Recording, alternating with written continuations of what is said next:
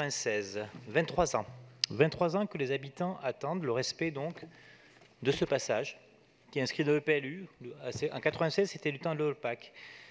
On discute, on fait des réunions, on met des points de blocage et toujours pas de passage. Je ne reviens pas sur les arguments qui ont été avancés par la maire du 20e, donc, qui sont les arguments pourquoi les habitants veulent ça, sauf sur la partie donc, des locataires donc, de l'OPAC, maintenant Paris Habitat. Il est temps de tergiverser, il faut appliquer le droit. C'est inscrit dans le PLU, normalement donc c'est un droit de passage, une servitude de passage qui doit s'exercer. Donc c'est pour ça que le vœu présenté par les élus socialistes, écologistes et Génération et communistes reprend donc un vœu qui a été voté en conseil de quartier de Belleville, voté en conseil d'arrondissement et qui est différent de celui présenté par Mme la maire.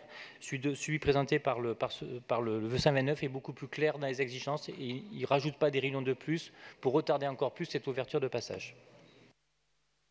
Je vous remercie pour votre concision. La parole pour vous répondre à Monsieur Jean-Louis Missica. Bien, je vais essayer moi aussi d'être concis. Je crois que tout a été dit sur le sujet et les interlocuteurs connaissent mieux que moi l'histoire de ce lieu.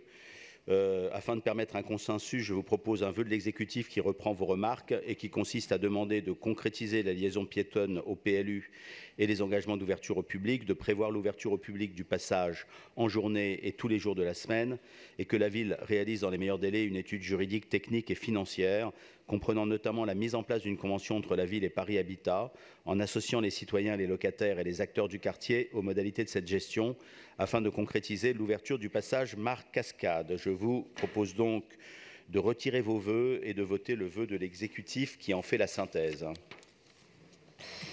Alors, je vous remercie. Donc, en réponse aux vœux numéro 128 et 129, l'exécutif a déposé le numéro 129 bis. Est-ce que le vœu numéro 128, déposé par le groupe socialiste et apparenté, est retiré au profit du vœu de l'exécutif, s'il vous plaît?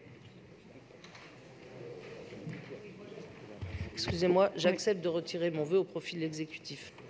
Je vous remercie. Donc, nous passons... non, le vœu numéro 129, effectivement, déposé par le groupe écologiste de Paris, Communiste Front de Gauche, est-il retiré et Génération, pardon, est-il retiré au profit du vœu de l'exécutif? Sur ce type de vœu, nous faisons confiance à M. Missica. On sait que ça va être exécuté derrière, donc sinon nous redéposerons le vœu, mais ça, il est habitué donc, à ce type de situation. Donc nous faisons confiance sur ce sujet-là. Je vous remercie. Je mets donc aux voix...